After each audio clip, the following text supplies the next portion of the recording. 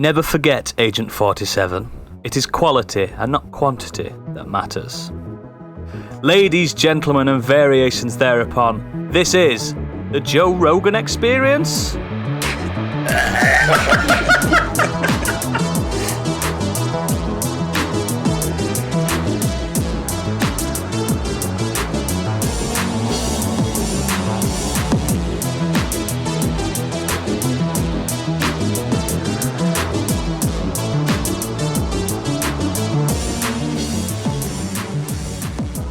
Hello and welcome to Modern Escapism. That was a joke about quality over quantity.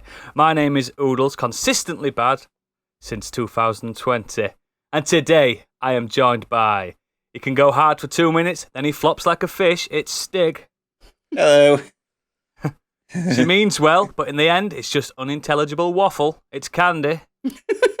Hello. Like sweet nectar ASMR in your ear canals that eventually gives you tinnitus. It's Biggie. Hi. And finally, editing a podcast is like going to a wedding. You start off smiling and happy, and by the end you're crying on the floor in your own piss. It's Gadget. Accurate, completely accurate. I don't know. Hello. I'm glad you said ear. What did you say? Ear canals instead of the other thing that you usually say. But yeah, let's just crack on with some corporate shilling as usual. We've got things to sell and people to sell it to. Yep, we've got it to sell to you guys. Everyone who listens to the show, if you want more of the stuff that we do a Patreon. If you go to patreon.com/Modern Escapism, you'll see on there we have 3 tiers. First up is Modern Escapees, £5 a month. Gets you an extended edition of this episode every week, as well as at least one monthly special and any other specials that we do. If you're into Dungeons and Dragons, we do a D&D play podcast called Do Dragons Dream of Scorched Sheep? And you can sign up for the Scorched Sheep tier, £5 a month. That gets you ad-free versions and early access to the podcast. You get access to battle maps, artwork, music, character sheets, and anything we create for the podcast. And you can suggest names and NPC names and items for Gadget to use in the campaign. If you do have a Biggie bundle or Scorched Sheep bundle, then please do send them into Gadget. We'd like some of them. It helps. Yeah. It would. No, we just want to see some of the crazy stuff that some of our listeners would come up with. You can even invent where they're from, what accent they've got, and everything. We need inspiration. Yeah, there's no limits on it. Just go fucking weird. Yeah. Yeah. And if you're feeling flush, £7.50, the Biggie bundle, that gets you everything. Yes. And we're pro-climate as well, because it's completely plastic-free. Yeah, it is, absolutely. Yeah, I always forget to mention that. But yeah, thank you. So we're just going to start as we mean to go on. I just want to know what people have been up to. So, Biggie, what have you been doing, young man? There's a few things I want to quickly mention. For some weird reason, I ended up watching The In-Betweeners this afternoon, the TV show again. First time I've seen it probably since when it first came out. I have no idea why I sat there and watched it. And I did. And it was definitely entertaining in places. I'd forgotten quite a lot about it. Not everything in there is aged well. But yeah, we'll leave it at that. Quite enjoyed that. I saw The Suicide Squad first time. Really enjoyed that. Quite agree with most of the comments that everyone has brought up on here already. It's got a few weird offbeats in that. It's not the complete movie without a doubt. I still prefer Guardians of the Galaxy. Yeah. But yeah, I enjoyed it. It was good. The main thing I wanted to talk about was my little trip around the Isle of Wight that I did yesterday. The where? Isle of Wight. Never been. Sounds so I went. posh. My brother and some friends of his wanted to make up some numbers, so I got invited to go around on a rib, which is one of those SAS type speedboat things. Oh, Oh. cool. And went around the Isle of Wight and actually went on there, which I'd never been before, considering that I worked at sea for 13 years. I never visited the Isle of Wight. And yeah, Can you imagine if you got seasick on that little whib? Yeah, I mean, it was absolutely fine. It wasn't that bad. The weather was perfect. Great view. Speeding around the ocean on that was just amazing. Didn't have any Speed 2 moments. He certainly went faster than that fucking shit. But yeah, we passed lots of, everything on the water was there. The yachts, the police doing training. There's a cruise ship that was docked. I mean, it was great. We really enjoyed it. It was fantastic. great fun. The sea air did me a lot of good. And played a bit of Deathloop. I think we've all got something to say on that later. Yeah, we're going to do a big bumper chat about that in a second. But I want to know what Stig's been up to. This week, watched a couple of films. First up, I watched a film called Supernova. It stars Colin Firth and Stanley Tucci. Strong. Yeah, it's about a gay couple who've been together for 20 years, and Tucci's character, Tusker, starts to develop dementia. Oh. So he's a writer, and he's kind of starting to forget things. As you know, he starts to forget how to write, how to read, how to do all these kind of things. I'll be honest, I was left a little bit disappointed. Yeah, because it's a strong cast, that. Yeah, exactly. You got like two great leads there, and they do a really good job. They're really good. There's great chemistry between them two. But when I first watched the trailer for it, I was expecting a film that would kind of leave me in bits. Yeah. By the end of it, like I was with The Father. It was very much like the same kind of story about a man falling into a film about dementia and things. Which is incredible. Yeah, that's incredible. But that film left me in tears, and I was kind of expecting this film to just leave me absolutely wrecked. But I didn't. I was kind of ambivalent towards it. Really. Oh, wow. It's a real gentle and tender and intimate film, but it's just a bit lukewarm. No, I know what you mean. Some of these Oscar baited type films, sometimes they just fail, especially at the third act as well. Yeah, I mean them two are really good. I stress that they're really good, and they're doing what they can with the material. But it's just not much happens. They just kind of go on a little road trip in the camper van to some of their spots that meant something to them in their relationship. They go back to Colin Firth's family home and kind of meet up with the family there, and this is kind of it, really. Oh, that's a shame. What was the other one? The other one was Malignant. Okay. This is a film. This is certainly something.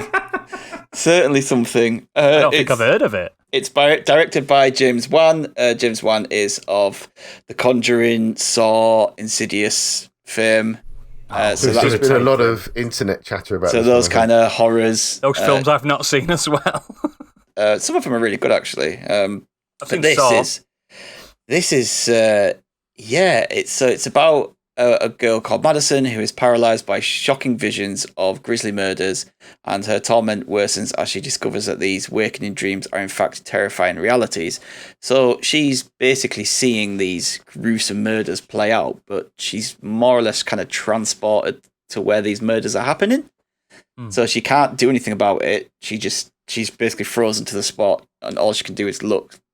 No one can see her. She can't do anything. She can't touch anything. She's just seeing these murders happen. And as the film goes along, you kind of find out why she's experiencing this. And when you find out why she's experiencing this, it's just. Your chuckles are not making me feel like this is like a seal of quality.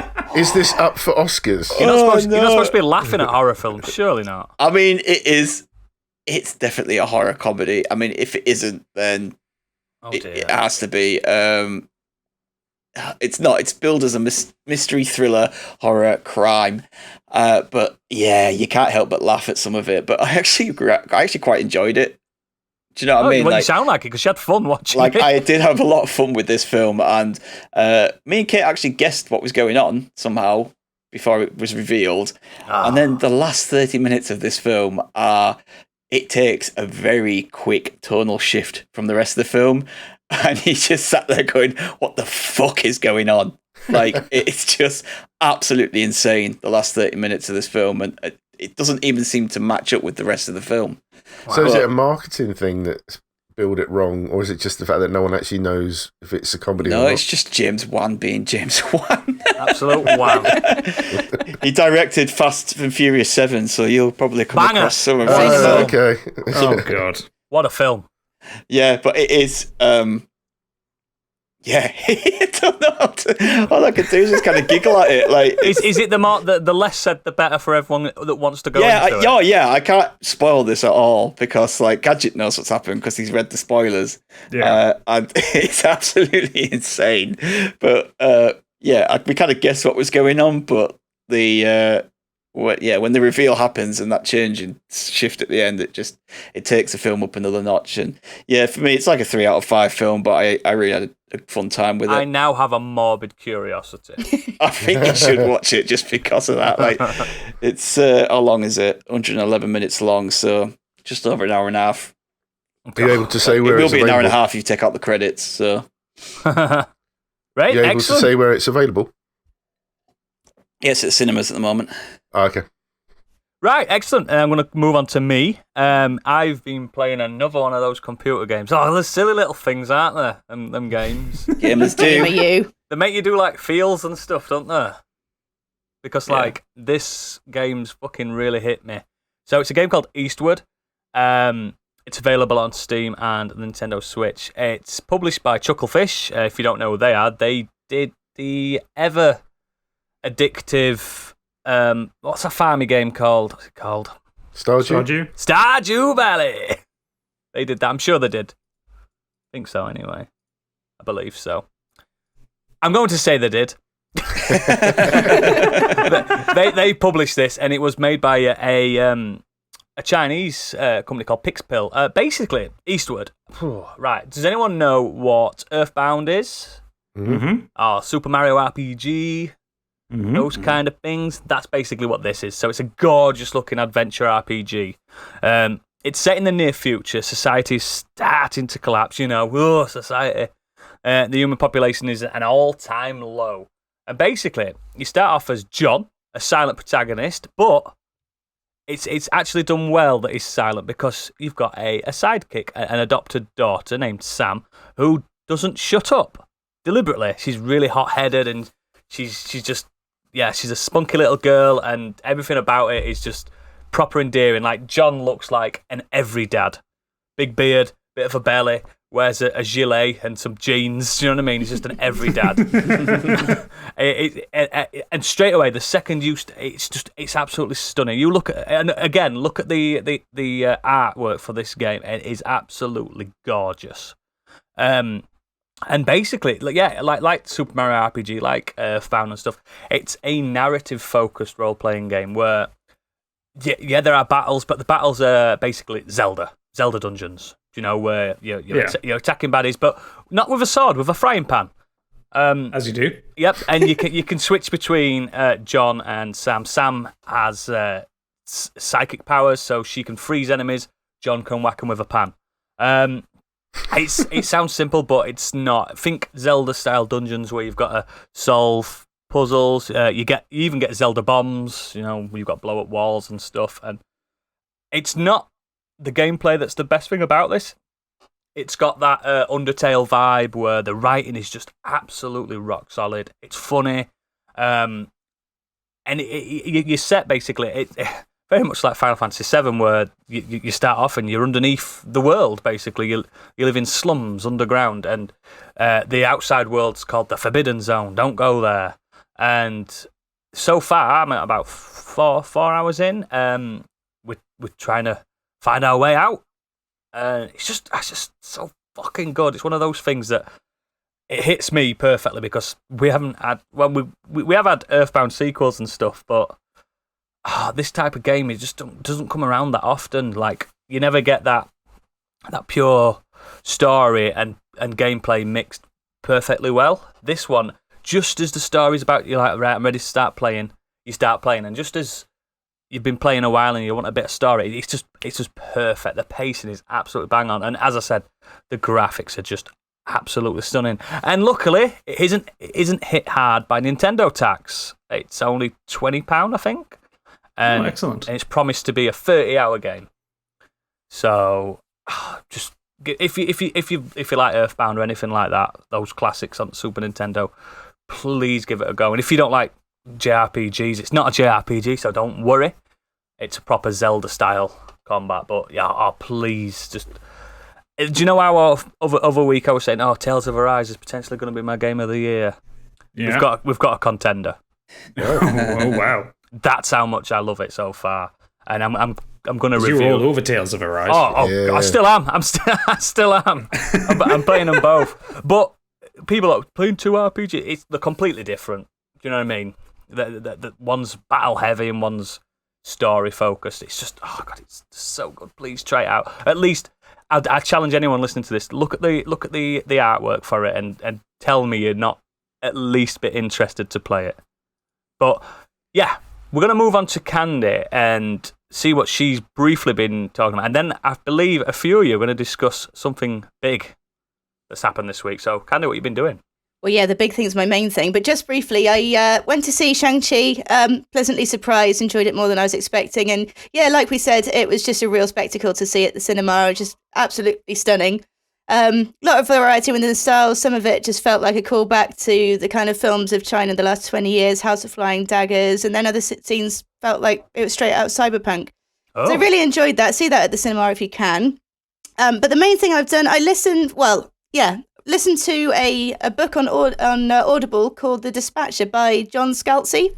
I love a bit of Scalzi. I was going to say, if you're an Audible fan, you would have heard of him. His books are often on the recommended list, and they're often on sale as well. And pick up any if you can. So The Dispatcher is set in a future not long from now, and it's become nearly impossible to murder someone. So if somebody gets murdered 999 times out of 1,000, they won't die. They'll end up naked but safely back in their own bed at home. It's not really explained why, but it's kind of changed everything about life. It's changed war, it's changed crime, daily life, etc., etc. And now a dispatcher is someone who's basically trained to kill a person humanely. Effectively, it's sort of a license to kill, and they're usually stationed in hospitals during high-risk operations, or they're placed in ER. It's just in case somebody's on the verge of dying of natural causes, they'll dispatch of them, and they'll end up in bed at home 999 times out of 1,000. Now, some of these dispatchers, they'll take on some freelance, more shady work. For example, they might end up working at a fight club for gangsters. So fight clubs, the fights are allowed to continue until somebody's mortally wounded at this point, because they can nearly always come back. So the dispatcher would take a payment under the table to kill the loser of the fight, so they'd hopefully wake up in bed. And the story follows a dispatcher who's hired by police to investigate the disappearance of a fellow dispatcher who he's kind of friendly with. Really good little book. It's 160 pages if you're reading it, or it's about 3 hours long on Audible, and it's kind of a genre. That. Yeah, it's a good genre spanning one. So it's kind of sci-fi, bit of a crime mystery, and really good fun. As far as I can tell, it covers most loopholes pretty well, because it does go into the sort of if, ands, and buts and everything. Yeah. I do like that when you said 3 hours. The last audiobook I listened to were 48 hours long. My God. So. I do like getting an audiobook, and it's just like, this is 12 hours. It's like, that's refreshing. Yeah. Yeah. Well, I managed to do the whole thing on a couple of drives, so it was just the right length to, just to keep me entertained. But good. As I said, if you do have Audible, it's narrated by Zachary Quinto, who does a really good job of it too. So nice little listen. Excellent. So what we're going to do now, because Gadget's absolutely champing at the bit to talk about, is his favourite thing of the week. But I believe all you nerds have played a certain game that he's going to chat about as well. So feel free to jump in. Gadget, just put everyone out of the misery. What have you been doing this week? So before I get into the main thing, because I did have one other thing to bring up. I finished the Silo Saga. Oh yeah. Start with Wool. Fantastic. Read them all. Brilliant. Third book's incredible. So quick, so no paced. dropping quality there then, no? No dropping quality at all. I got the audiobook, so that's so did I for me. Yeah. I watched The Suicide Squad, not with Biggie, but I did watch it. Really good film, surprisingly. It is. For a DC film. But it's James Gunn. Definitely the best DC film I've seen. Or at least the one I've enjoyed the most. And just for the back and forth between Idris Elba and John Cena. Oh, they're great together. So funny. The whole sequence in the camp where they're kind of competing for kills. Yeah. I was howling laughing. It was so funny. They should redo Lethal Weapon with them too. It'd be incredible. Absolutely, I would watch that in a heartbeat. Honestly, that line is just like, you're overcompensating. He goes, it's not overcompensating if it's dope as fuck. Yeah. Fuck is right. Yeah, exactly. And I got another book this week called Campaigns and Companions, which is your pet's guide on how to play D&D. Unbelievable. And it's by Andy Ewington and Rihanna Pratchett. Rihanna Pratchett? I don't know how to pronounce it. But essentially all it is some lovely artwork and some situational moments between a DM and an animal. Oh, for the listeners, he is showing us lovely artwork. Yeah. Great for the podcast medium. Oh yeah, absolutely.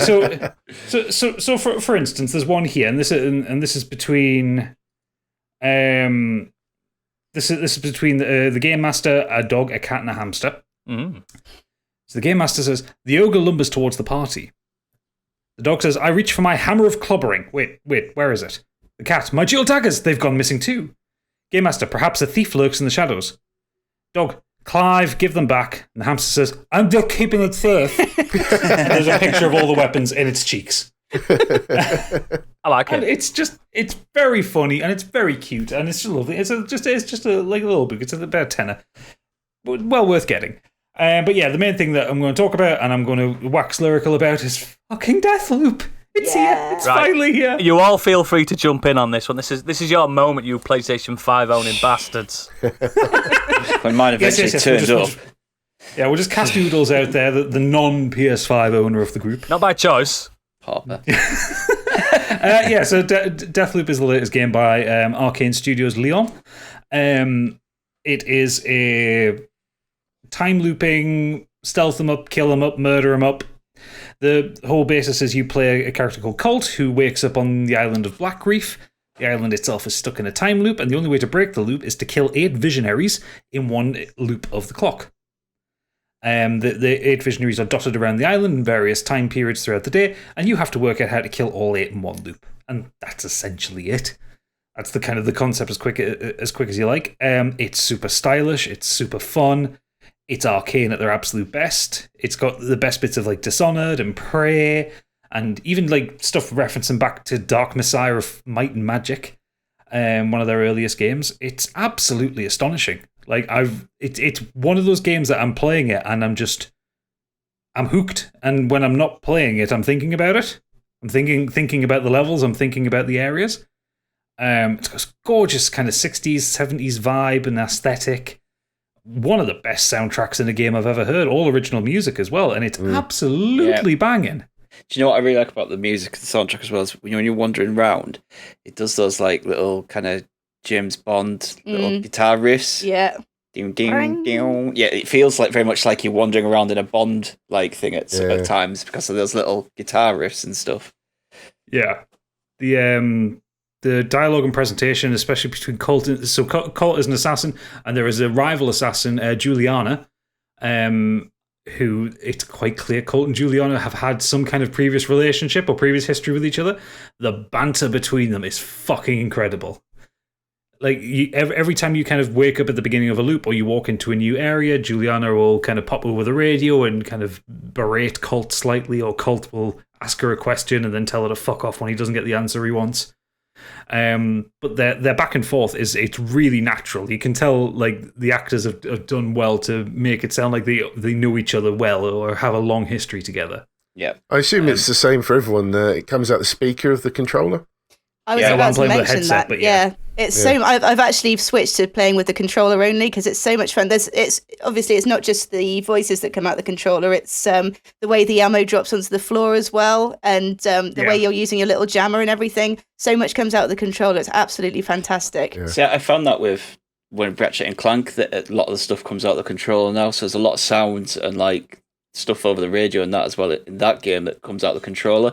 I just quite like that they're actually using the stuff they've put in this controller this time around. Yeah.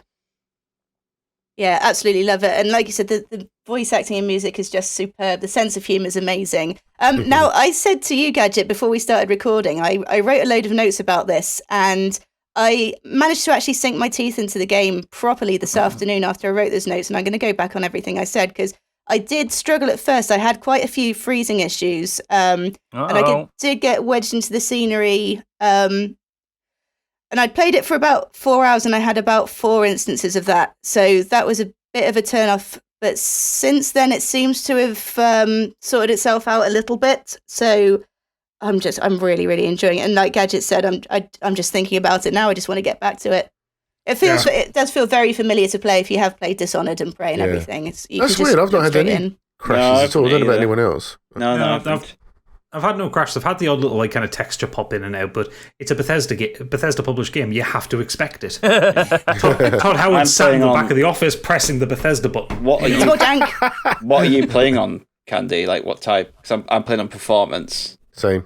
I switched it to the medium one, but this was before I started playing on performance, and that's when I had the issues. Okay. So I switched to the medium one, and it's still done the same thing. So I think I was probably just unlucky. I had to look online, and other people have had the issue. But like I said, the last couple of hours of gameplay, it hasn't been so bad. So I think I can safely go back on that and wipe the slate clean. You know what I really love about it as well, and I've been told that this is very Dishonored-like. It's just like the hopping up buildings and jumping over onto the rooftops and doing different ways to take people down. And it's not just like, oh, there's some people there, walk down this alleyway and kill them. It's just like, I had one where I was like hopping on the walls, like there's people below me. I was like, how do I take them down? I was like, fuck it. I just jumped off the roof and went down with my machete and just literally cleaved right into the guy's head. It's like, oh, just do it like that then. My favourite ones are just kind of wandering along a cliffside or a wall and just seeing like a lone guard there and just booting them off the cliff. Yep. That's an achievement. It's a very satisfying kick attack in this one. It's like something out of Doom. It's great. I have to say, I'm using the machete for the majority of the time. I don't start.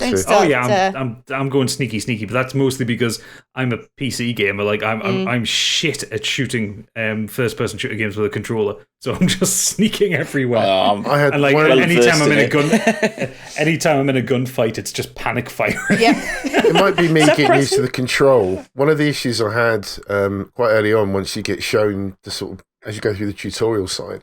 There's the first time you come out of the main area and you want to have a look around the island and discover. And I found a group of people, and there's that option where you press, I think it's down on the D-pad, and you focus on people. Yeah. And it tells you an idea of what sort of state of mind they're in, how they might attack you, stuff like this. And I somehow accidentally switched my weapon from having the hacky-majig or something, I think it's called. Hacky-majig, yeah. And I switched from that to my gun. And I went to go and do something, and I just started shooting, caused a complete gunfight. And I was like, fuck, I swear I had my thing in my hand then, so I'm not quite sure. It's just getting used to the controls a little bit. There's a button for almost everything at the moment. Yeah, because you can have dual weapons, can't you? So if the left L1 would be where you use your hacker, but sometimes you can put a gun in it, or grenade.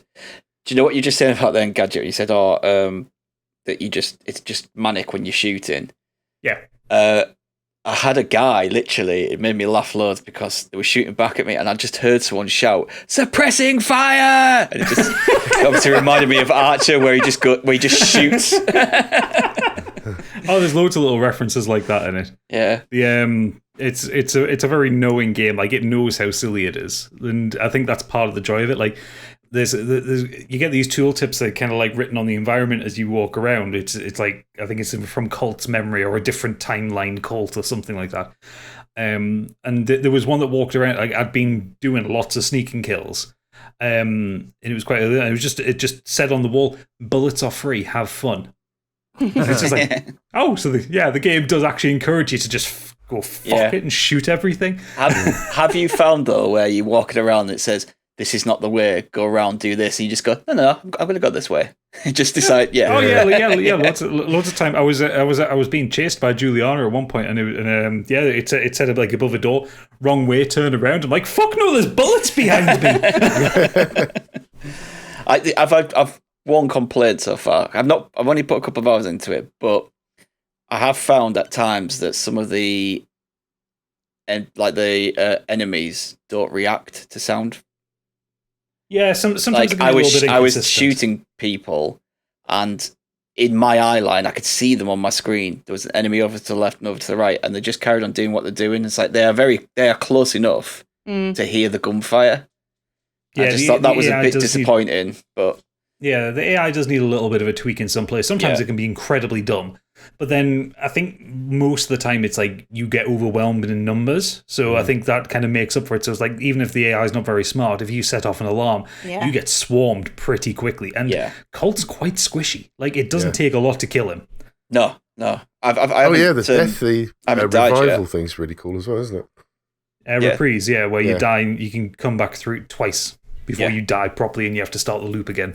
It's a bit like a rewind on Prince of Persia or Forza, where you can actually go back to a corner you crashed into and just change your mind before that happens. It's very cool. Yeah, I enjoy that because I've had to use that 3 times, but I've used it loads. I haven't actually died to go back to the start of a loop yet. No, me neither. But I'm very like I said, an hour and a half, 2 hours into it, so I'm only in kind of that opening section where you are just taking down random no names. So when you start kind of like going in after the visionaries, like what I like about the visionaries themselves aren't actually hard to kill. Like they're not bullet sponges, which I was worried that they would be. Like you'd spend all this time kind of tracking all 8 of them, and like it takes you fucking ages to kill them. No, they can all be done quite quickly. The problem is getting to them. That is the problem. There's so many guards, or so many traps, or so many environmental things. One of them's got a fucking nuclear reactor she can set off if she spots you, to blow up the whole island, which is nice of her. And they've all got some kind of quirk. Like one is a sniper that kind of uses a cloak, and you have to try and like work out how to like make him visible again before you can attack him and stuff like that. You know, they're just fun. One of them is constantly is massively paranoid, so like, he stops you being able to use your powers. So you've got to you don't get the reprise. You've got to do them in one life, or otherwise you go back to the beginning of the loop. It's so clever, and like everything just feels like mini levels of Dishonored, stitched together in a really kind of semi-open world. Really good. I love it. I assume you guys have played a bit more than probably me and Stig by the sounds of it. One thing I thought was interesting when you start the game is that the multiplayer's locked until you. I assume you've got to beat the first main quest. Yeah, the first main quest. So I thought that was pretty. It's basically you have to go through one full loop. So it's like I think it's called the longest day or something like that. The quest. Once you've done that, it unlocks the ability to play online, where you can invade other people's games as Juliana and fuck them up. See, I didn't realise that's how it worked, so I will be invading at some point. Yeah, I haven't done it either, but I'm looking forward to having a go at some point. Yeah, at the minute I'm playing like purely offline, like so it's like anytime Juliana pops in, it's just the AI. I am not prepared to fight other people right now. I've got it set to friends only. I think invading though, because I know that it would. You don't play enough Dark Souls. I know. I was going to say we're Dark Souls pros. We invade all the time. I got invaded when I was playing Bloodborne a few times, and it just pissed me off. I like complete Dark Souls and never go to New Game Plus and just invade for hours and hours and kill people. Yeah. But yeah, it's like so. Yeah, you can do it with Juliana if you want, and you know the whole you get the challenge between like if you're playing as Juliana to beat Colt, you have to kill him up to 3 times because he's got the reprise ability. But as Colt, you just need to kill her once. So what's the actual point in the multiplayer then? What are you gaining as her? Because she's not got a story, has she? She's kind of got little bits of story, like because you just level her up. Well, she's friends with the other visionaries, so you can get dialogue that you wouldn't get as Colt. And stuff like that. So there's a reason to do it. Yeah, there's a reason to do it. Plus, you get unlocks for Colt, like in the single player game as well. So and there's trophies and achievements for it as well. So. Fair enough. Do you think you can invade friends' games at some point? Yes, you can. You can invade friends, but it's kind of random. You can set it to basically invade your friends list. Yeah, I like but if 7 of your friends are playing it, yeah, I can't specify I want to invade Candy. It's like no, that's not going to happen. But the odds are on the amount of friends I have playing Deathloop, it probably would be one of you 3. Because got no friends. for something I read up about the multiplayer, for those that don't know, is that in the multiplayer, when you can invade, you can also pretend to be another NPC. Yes. So that's when you're in a powers. loop and you're like going Assassin's around, Creed on the multiplayer. I don't know. I've not played that, but yeah, it's exactly like that. If they know that there's a character somewhere and they expect them around the corner, then you could be that one, and then they think you're just an NPC, and then you can turn around and kill them. Surprise! Yeah, I was listening to the Backpage podcast about this, and they were talking about it, and said it is one thing that you can go in and kind of like pretend to be another NPC. But the players will notice if you start parkouring across a roof, because most of the NPCs don't actually do that. So it's like it's social stealth. You have to like act like an NPC as well. Yeah, it's a bit like the Among Us, isn't it? Yeah, pretty much actually. Well, excellent. I'm going to cut you all short now, but I've got two questions. One, do you reckon this has got Game of the Year contender written all over it? Absolutely, it's bothering Monster Hunter Rise for my Game of the Year, and I haven't even fucking finished it yet. And two, can I borrow your PlayStation? No. Oh, excellent. Well, thank you all for that. If you want to know more about Deathloop and how our hosts are getting on with it, why didn't you just pop into our Discord and chat amongst everyone else about it? Because I believe there's a little Deathloop channel in there. There is now, yes. Yep. So, yeah, you can talk about your exploits. But I want to talk about the main topic at hand this week, because I'm more excited about this, because I've got more of an input in this. You have things to say. Yeah, and I don't like not being involved in the party. It's all right, you've only got a year to wait. Shut up. I'm like, guys, have you ever played Deathloop? You're like, yeah, we're on the sequel. You could try and get it running on your laptop. It's on Steam. Do you know what? I've looked at the minimum thing, and it would run it only if, like, I don't care about what it looks like. It looked like Doom. It may melt to the desk. Yeah. And the fact that then I've got to sit at a laptop and play a game. Blech. So, Biggie, what are we talking about this week? Yeah, this week's show, we're talking about immediate drops off in quality. Not the things that gradually got worse over time, but those whose sequel or second series just fell right off a cliff. That's it. I know. I wanted the quality to drop. But yeah, that's what we're talking about. I mean, this is proper subjective, this topic, because for someone else's what we deem as quality might not be someone else. You know what I mean? So feel free to attack us online if you want to, because, like I said, it's very, very subjective. But I'm just going to Wheel of Fortune this, and I'm going to actually start with Candy. Wow. Oh, me first. That's first. So I'm going with American Horror Story, and mine is kind of more of a sudden drop-off rather than an immediate drop-off. Now, if you don't know American Horror Story, it's an American horror TV series created by Ryan Murphy and Brad Falchuk, the first series of which was aired in 2011. Every season is its own self-contained story, so it follows a different set of characters in its own set, but uses largely the same cast of actors, and that certainly was the case within the first several seasons. Occasionally there'd be Easter eggs relating to other seasons, but until season 8, there was no actual crossover between the seasons.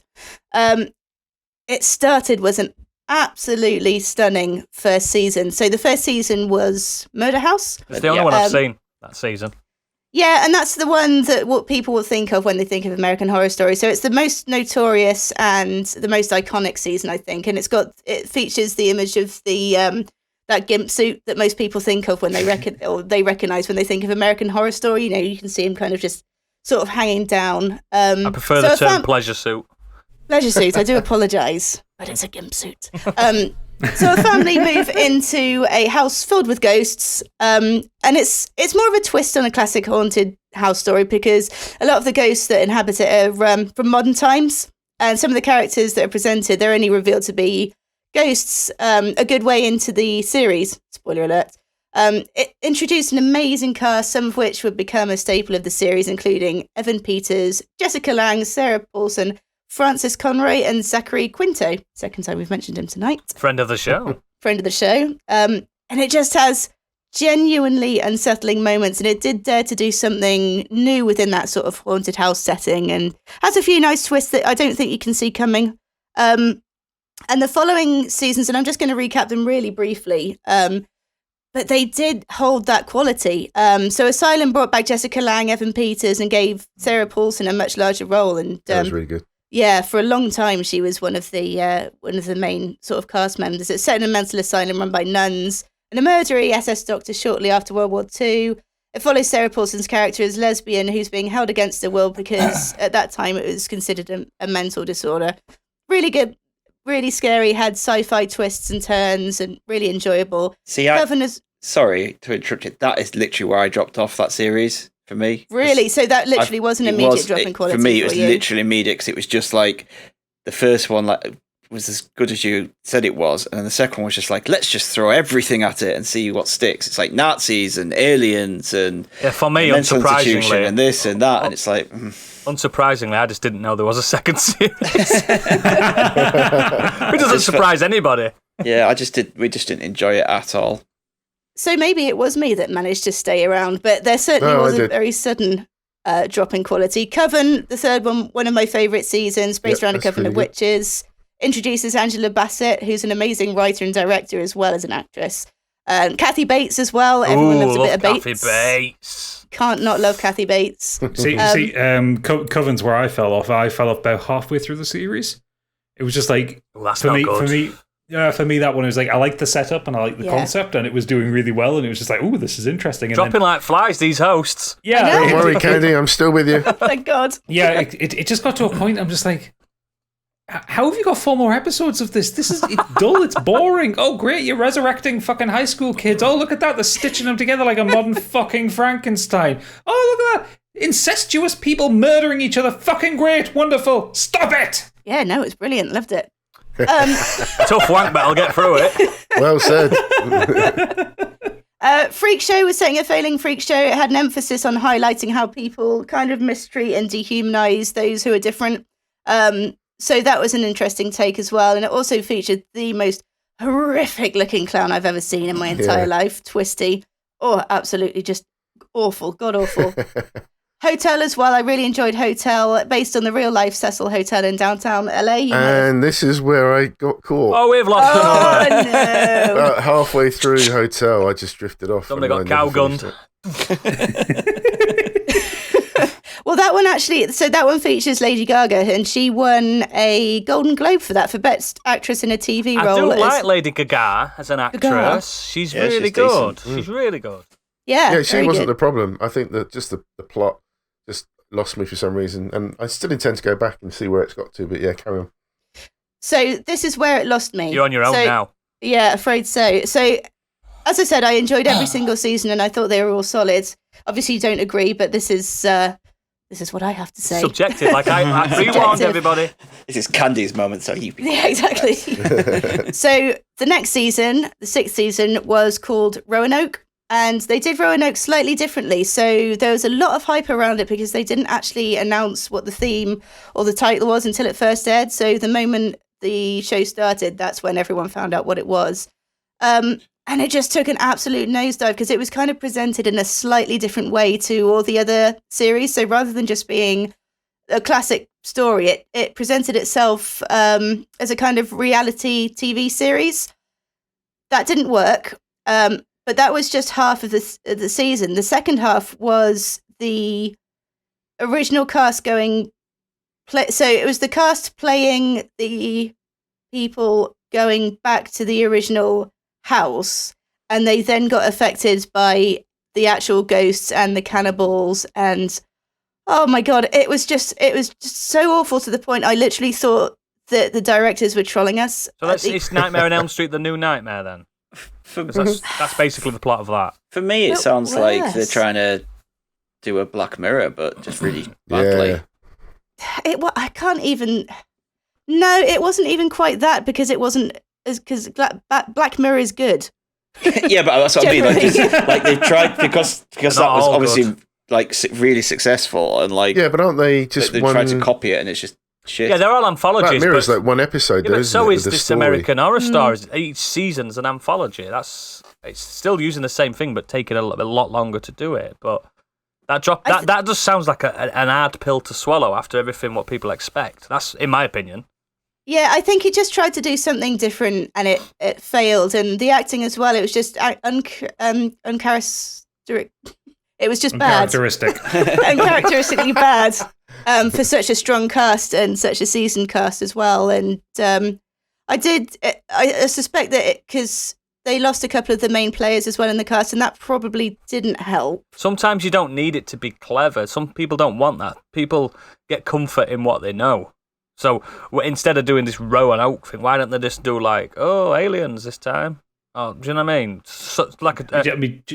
Jessica Lange was seriously carrying the first few seasons of that. Like she was the heavy hitter that helped push everything forward. And when she kind of gave up and kind of like buggered off, like apparently the quality, that's when it kind of started to nosedive for a lot of people. Do you know what I think? The thoughts just occurred to me. I think they were probably trying to do more like a Paranormal Activity kind of thing. Yeah. Rather than a Black Mirror thing. I think that was probably the case. But I've watched seasons since that, and it just hasn't recaptured the magic. Yeah. So I actually watched the 2 seasons after, and they were just dire as well. They took all the horror elements out, became political. Certainly the following season, it was called Cult. Was it like American Horror Story, The Inauguration? Yeah, that was pretty much it, to be fair. Yeah, one of the characters who was a huge fan of one of the leaders, shall we say, actually took Cheetos and rubbed them into his face to mimic... Oh, no. Yeah. Oh, no. No, I'm not into that. No. Where's the horror? Or maybe that truly is the horror. Maybe I'm wrong. That is ridiculous. Satire is dead. Satire is dead. It's when they're trying to be too fucking clever sometimes. Ugh. Yeah. Just lost it. And there's a spin-off as well, American Horror Stories, and it's just come out on Disney Plus in the last couple of weeks. And I watched the first 2 episodes of that, and if that's anything to go by, then the original American Horror Story hasn't got any better. Kill it now. It's a shame. Really enjoyed it to begin with, and then just that immediate drop off. Wow. So I'd like to know if any of his listeners are into that show still and like swear by it, because as I stated earlier, I didn't even know there was a second season. I thought it was like that Haunting of Bly Manor type thing where you just get one. There's a fucking. There was a second season of that. That's a brilliant. Really? Yeah, that's one of my honourable mentions. That's a good honourable mention, that one, because fuck me, that second series. I'd see. This is what I mean. I don't, because obviously, as we all know, fingers are always firmly on the pulse. Absolutely. I didn't know American Horror Story had a season 2 or anything like that. So it's like 8. Yeah, I know. I've realised this now, but that drop in quality means that maybe earlier than what Candy said means that I probably hadn't heard of it because no one around me's talking about it. No. I mean, there was never a moment when Breaking Bad was on that no one wasn't talking about it. Do you get what I'm saying? That's because obviously I'm not scouring the internet like a lot of you guys who are like, I need information. It's a problem when you look at the impact of something like the American Horror Story when it first came out. That way that they did it was so well. Yeah, even I'd cottoned onto it. The plot, the production, it's so good. And I was gripped through that. And again, we all were gripped to a point up to whichever season we dropped off. But the formula was there. To deviate too much from that, and it's clear it's lost its way. I wonder if that's the problem with anthology series. That at some point there's just going to be one that you just don't like. Yep. But this is why I prefer the episodic anthologies, Crypt Keeper, Black Mirror, all them type of things, Twilight Zone, those things, because it's just that one episode you've got to sit through. Do you know what I mean? Rather than a full fucking 10. Because Americans love a long season, don't they? Oh, don't they? Calm down, America. Jesus. But yeah, that's a really good pick, and we'll move on to Biggie because I'd love to know what his drop in quality is. So yeah, I've chosen M. Night Shyamalan. So he's been referred to many times throughout our pods, but I just wanted to talk about the overall quality of his movies because he did have a couple of movies before Sixth Sense, but Sixth Sense was his breakthrough. A very famous movie. I'm not going to talk about the movie too much itself, but I personally kind of guessed what was happening just before it was revealed. I was really enthralled with that movie. Really enjoyed it. Great performances generally all round.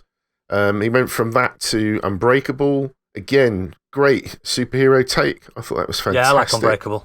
Yeah, it's great. Works as a standalone movie. It should have been. Yeah, ignore the... He then followed it up with Signs, which... It's one of my scariest films ever made.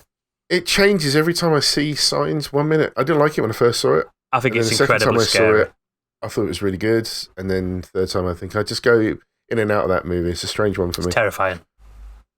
But he kind of then... This one started to divide the audiences, I think. We just talked about this briefly before we started, but I quite liked the period piece, The Village. I thought I liked it too.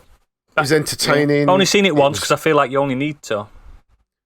Yeah, it was weird. It had a great reveal, I thought, at the end. I really, again, was drawn into the storytelling throughout that movie. I thought he did a great job, but a lot of people didn't like it. And then that's kind of where he fell off.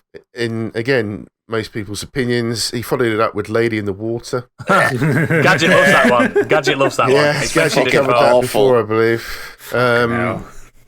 And then moving on from that, we then had The Happening. The Unhappening. It's the wind, run! Which, the opening for that was fantastic. And then just, yeah. So that scene, Mark Wahlberg just stood there and he's like, this confused look on his face where he realises that's his normal look. That the wind is like, the direction of the wind's changing and he's just like, ah! Like,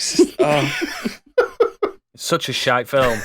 I'll spoil it for you so you don't have to watch it. It was nature clawing it back, trying to get back the earth. So bad. Oh, God, it's shite. And then he moved on to, I think, possibly one of the first things that wasn't by him. It was an adaptation, wasn't it? Yeah. Of the, I guess, is it the manga or the anime? I don't actually know which is first, but The Last Airbender. Which is universally considered to be one of the worst films ever made. Shite. Yeah, but it's not his. He didn't write it. No, did he didn't. No. He adapted it He's from actually the an cartoon adaptation or the comic book. is unusual for him, but yeah, again, I think someone offered him a lot of money to. And do I believe Airbender. I'm probably going to get corrected. I think it was a cartoon before it was a book. Oh, there you go. So, I think so. I'm just looking on. According to Wikipedia here, it refers to it was an adaptation based on the first season of the animated TV show. Yeah, there you go. And then he pretty much finished it off with the film After Earth as well. I've never even heard of that. Back in was that him? Was it? Fucking hell. Yeah, Will which Smith. was 2013. What's After Earth? What's that? It's a science fiction film. It's Will Smith I haven't and his seen kid. it, but I've heard I've never even heard of bad it. stuff about it. You need to watch someone like reviewing it because the film one doesn't make sense, two it's shite, but it's basic. It was Will Smith kind of pushing a vehicle for Jaden Smith to be in it like a Hollywood actor. Will Smith's getting a look in today. Yeah. Jaden Smith, who was in Karate Kid, I think. Yeah, that's right. Yeah, the Karate Kid remake. And he was shit in that. Yeah, lad can act. No. Does not have any of the charisma or talent of his dad. No. Or his mother, for that matter. Yeah, his mother's a good actor. Or his not mother, inherited yeah. any of their charm. Yeah, what a shame. So then we had a little spike with the found footage horror film, The Visit. I don't even know what that is either. God, I need to get out of the fucking house, me. And then he followed that up with another film that divided a lot of people, which was the Split thriller. Oh, I've seen that, yeah. Which was obviously linked. Now, I liked that. I didn't. I enjoyed. I didn't like it, but the performance by James McAvoy is fantastic. Yes, but the tack on at the end. Was I didn't just want like, the tack on. I didn't need that. Off. It was just him trying to get, but it worked because it got him back in the glass. People talking about him again. Oh, it's a link to Unbreakable, and the way they make that link is The just Shyamalan-verse. The thinnest of threads. Like it's literally just like Bruce Willis. I can't fucking. Some woman is sat in a diner and they're watching the story about what's happened on the news, and she turns around and says, "This is like that time from a few years ago with the train wreck with that guy. What was his name?" And Bruce Willis turns around and goes, "John McClane. His name was Mr. Glass." And I'm like, it was nothing like that time at all. Nothing in this story involving James McAvoy kidnapping these girls and then murdering them and doing this and having split personality is anything like Samuel Jackson's character. When Samuel Jackson trying to cause earthquakes? He was Samuel Jackson was like Natural causing disasters to try and find the one person who could survive him. It was nothing like them, and he's just like, it's just like that time, and I'm like, it is. Oh yeah, I guess. And as mentioned, he followed it up with Glass. Glass is fucking awful. appalling. It's appalling. And so you now have, just talking about those movies alone, so we're talking about Unbreakable, Glass, and Split, then Glass. The total budget of $34 million between them, they've combined box offices over $625 million. Ow! People are idiots. People go out to watch them, but yeah, it's a shame that when you look back at his early films and the way that he can create tension, there's that expected twist, but he doesn't have to have a twist every time.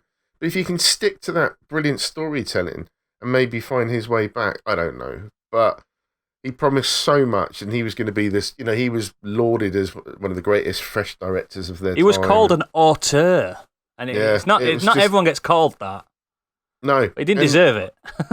I did love his early movies. I thought they were great. Unbreakable, I adore that movie. Yeah, I think Unbreakable's brilliant. A different way to present an origin of a superhero. I thought it was brilliant. Yeah. I thought they Bruce did that Willis and his so kid well. in that, they're incredible together then. Yeah, brilliant chemistry. Really, really good. And he pulled out that brilliant performance from Haley Osment. Yeah. As the kid in Sixth Oh, Sense. he didn't age well, did he? No. He's got the same face, just a bigger head. I think he's adorable. What are you talking about? He just looks like a normal man in his mid-30s. He looks haunted. He looks lovely. Look at it again. He looks like he's got the same face. You can see ghosts, but his head's got really big. He can see ghosts. That's probably why he looks like that. He looked fine in The Boys. Did he? Yeah. Yeah? Just looked like a slightly podgy man. Oh, no, it's nothing to do with his weight. It's his face is too small for his head. Yes. That's exactly what it is. It's like when you go on computer games and you make a character, but you can move the head and you can change it. they've done it too small. That is the perfect explanation for how he looks just now. needs And to I'm expand sorry his if he's face a little bit a more. listener. I really am. Anyway, friend of the show, Haley Joel He does listen to Osment. this, and it's nothing I wouldn't say to his face either. I'm not being a bitch.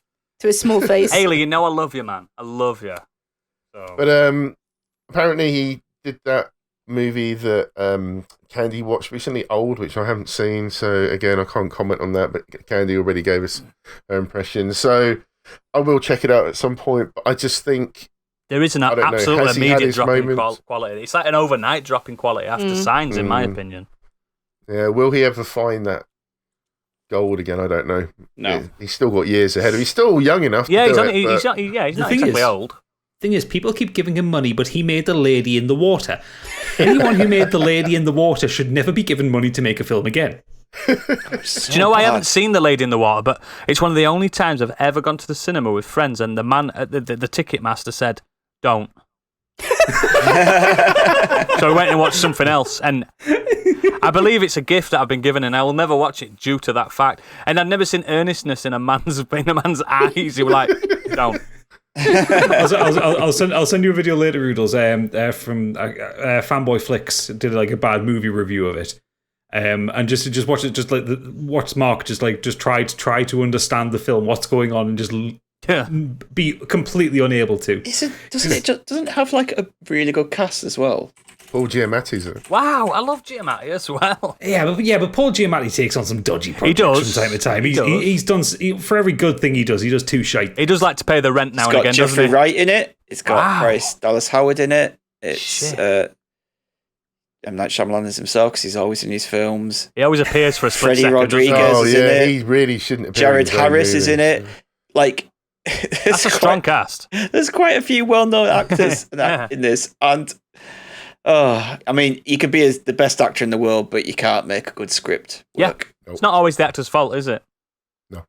Wow, great pick, great drop in quality. I don't think many people are going to argue it. I know there are like devout zealots of his that believe everything he touches turns to gold, but you watched that Last Airbender, fucking hell. I mean, the internet's still mad at him for that. Wow, the series is so good. A decade later. The cartoon is so fucking good, and that, no.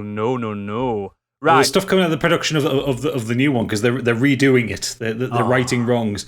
And the combat production that they've been releasing, like the martial artists like preparing, looks really good. Mate, it's got in that show. It's got some battles that are longer than Dragon Ball Z fights. So get ready. But yeah, let's. Oh, and correctly, as Sticky pointed out, I could have used Heroes for this as well. Yeah, Somebody else in the chat mentioned this as well. Absolutely. Right, let's go to Stig. Okay, mine is something that happened on various projects over the course of the mid-90s to the late 2000s.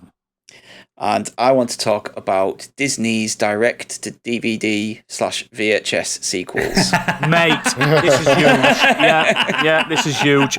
Because I used to feel like I was the only person, like, are you actually seeing what I'm seeing?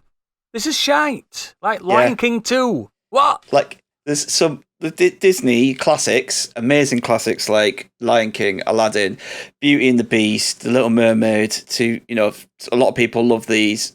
Pocahontas, Hercules, Mulan, like just Hunchback.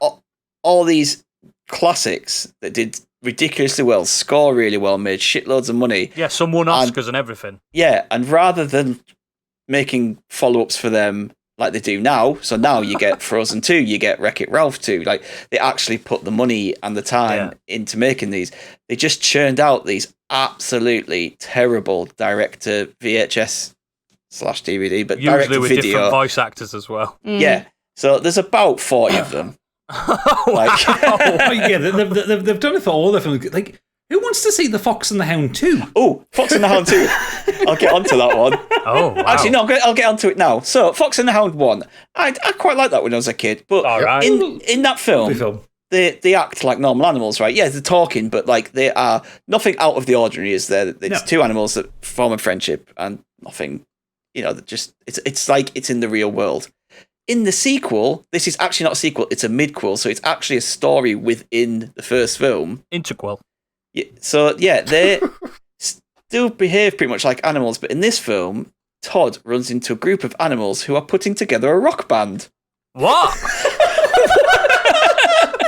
Whoa! Like with instruments? Yeah, like at what point within Fox and the Hounds 1 does that fit anywhere into that story? So then Todd, the third act of Fox and the Hound 1, has actually lived with a rock band, and he has that in his memories during the sad climax of Fox and the Hound. Yeah. That's bollocks. Absolutely utter bollocks. And they just churned out these. They're either prequels, they're sequels, or like whatever you call them. I call them a midquel, like something that sits in the middle. Like they just do them. And like they did that Lion King 1.5, didn't they? Yeah, 1.5, which is like a story told from Timon and Pumbaa's It breaks the fourth wall. They talked to us and said, "This is what we did." It's just and like some of them aren't even proper sequels, so they're given like, oh, this is Beauty and the Beast 2, but all it is like just 3 random stories that Belle tells, like the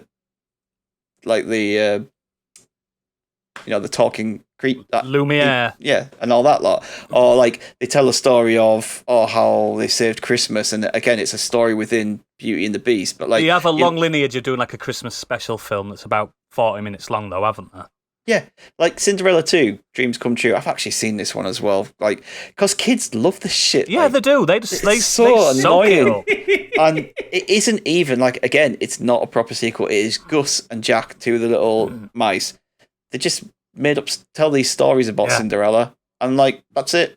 At least like in the third Cinderella, like one of the isn't that like 5 Cinderellas or something like that? I think there's at least so 3 many sequels to it. But the in that one of the evil stepsisters steals the fairy godmother's wand, and she changes time. So they actually have a proper story in there. A time heist. It's not like the worst one out of the lot, but like Hercules, they just do the teenage years. Pocahontas 2, let's send her to England. Oh, yeah, she goes to London, Why are we giving these? And Bambi 2 is set like after his mother gets shot, and like a few and within that small little time frame between when his mother gets shot and when he kind of like meets new animals and when he gets creatures, older, it's set then. So you don't even get like all the original like cast and characters that you knew.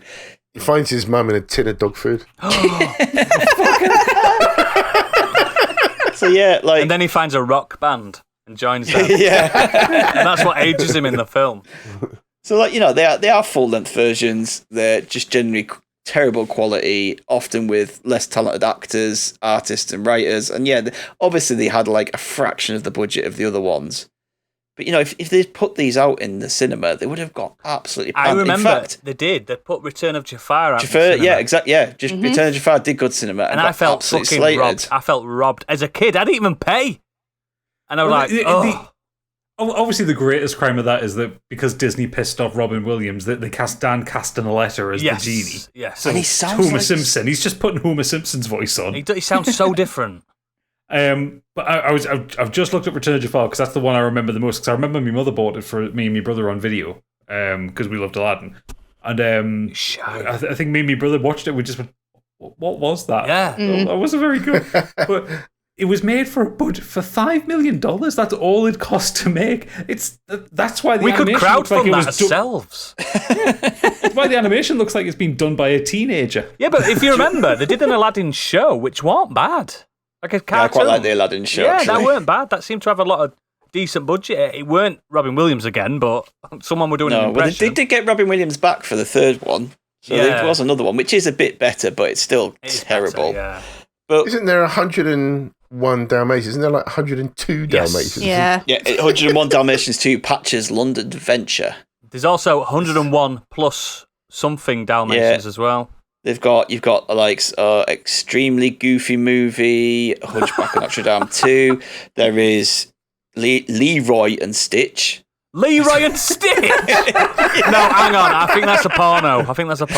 No, there's a sequel called Leroy and Stitch where another Brazzers parody. You're thinking of Leroy and Snatch. Yeah, another alien comes down that's called Leroy. What the fuck, Disney? Yeah, I was looking these up and I was like, okay, let's have a look at the Rotten Tomato scores. So, Beauty and the Beast, The Enchanted Christmas, 13%. Belle's Magical World, 17%. Cinderella 2, 11%. Pocahontas 2, 29%. So they're all just reviewed terribly. Do you know what the worst part about this is, though? Collectively, they all made about $2 billion. Oh, God, I know. It was the Walt Disney seal of quality that didn't really exist. Yeah, but I just don't get it. Like, if you wanted to do a sequel to something like The Lion King, which was huge, and like you said, it's an amazing film. It was Shakespearean. It was incredible. Yeah, why not put the effort into making a proper sequel like they did with Toy Story 2? Yeah, well, that's Pixar. Toy Story 2 wasn't Toy Story 2 supposed to be a direct-to-video? That's incredible. One? Yes, it was. And it was Tom Hanks and Tim Allen. They said, "No, we won't do this unless you put it out in the cinemas." And look at them, they were right. It's the better one. Yeah, that's they why. were right. Yeah, not because they had the ego. Like they read the script, but the script is really good. You can't just put this out on video.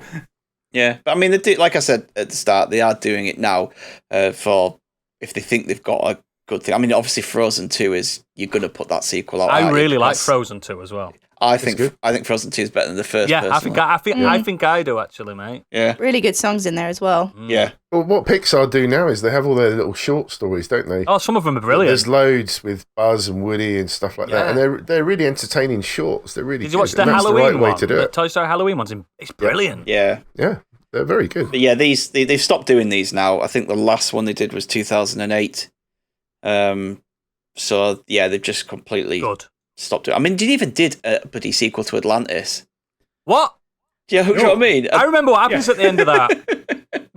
No, they also did a sequel to The Emperor's New Groove. Kronk's New Groove. Honestly, I fucking love The Emperor's New Groove. Emperor's New Groove is amazing. It's one of my favourite Disney classics. It's great. And Kronk is an amazing character. When they were, we're going to do a sequel of Kronk's New Groove, I was like, that's cool. And I watched it, I was like, what the fuck is that? It's got a 0% on Rotten Tomatoes. Yeah. Wow. It's terrible.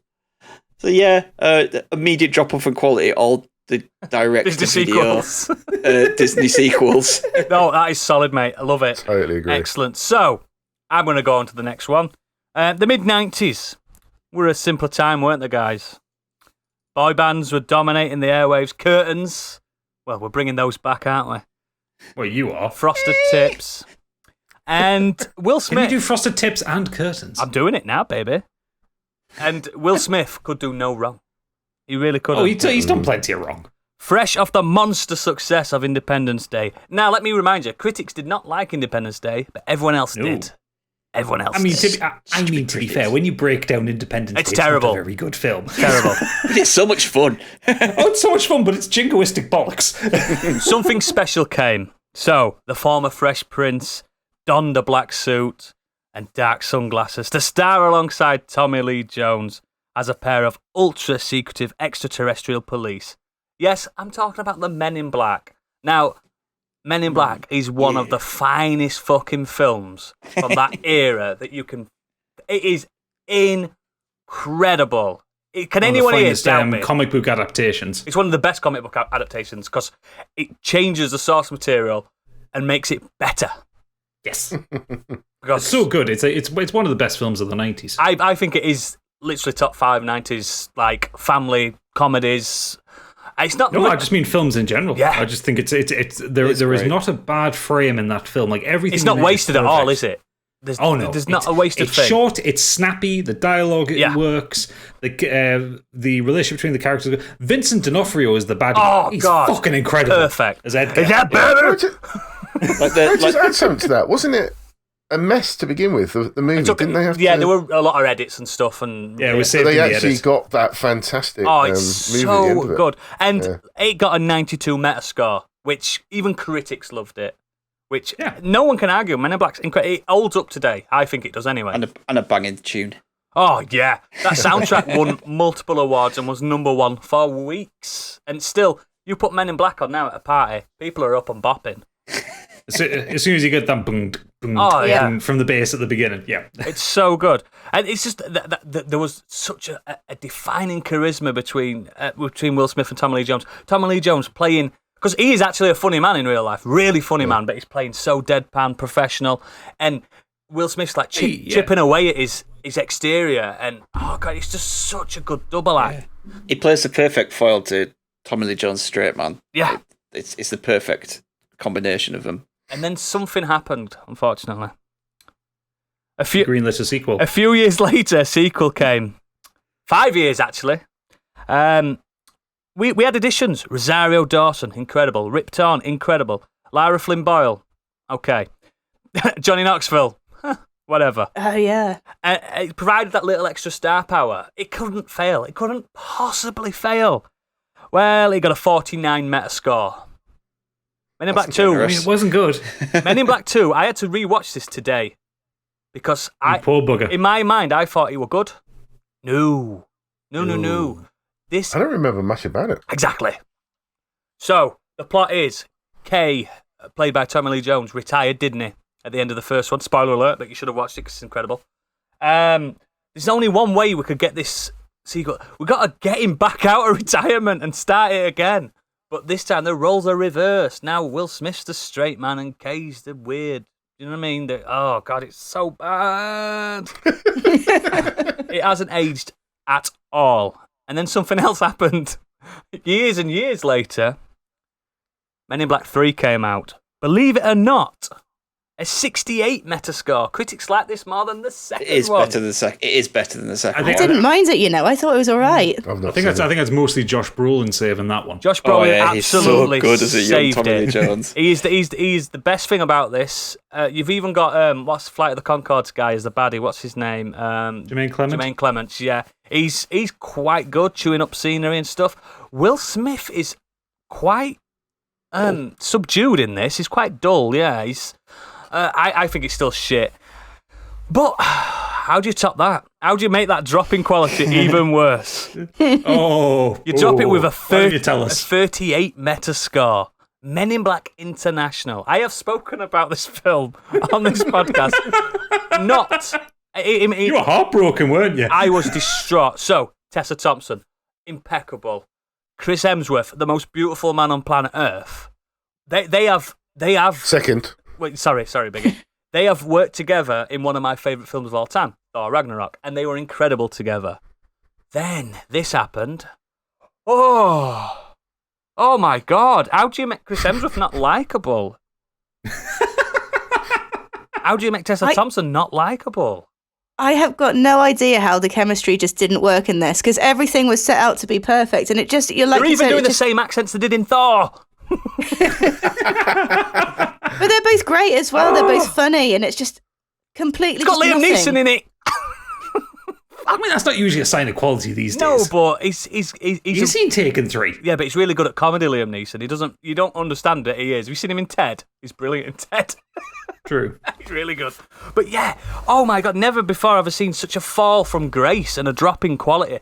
Like, some would argue, and this whole thing, I think it was Stig's idea, this topic, you could argue this is a steady decline. I don't think so. I think a massive... Oh no, it fell off a cliff after I think the it's first a massive drop from the first one, and then a kind of a rise again. Oh, you can enjoy the third one. Yeah, we can enjoy this. We like this exists, and then boom, plummet straight back down to earth. It's like falling down a set of stairs, isn't it? Oh, Men in Black International is one of the...